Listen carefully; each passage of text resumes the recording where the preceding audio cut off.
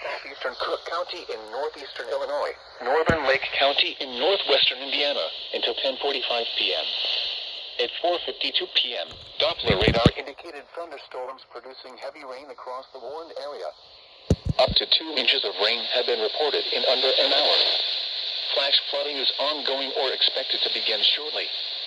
Hazard: flash flooding caused by thunderstorms. Source: radar indicated.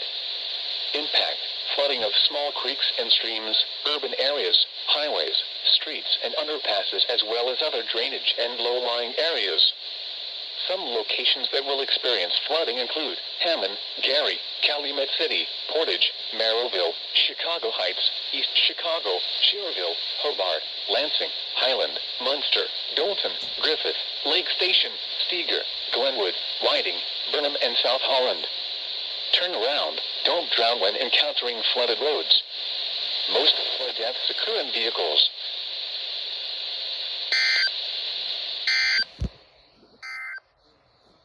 A severe flood. My dad used to say that all the time.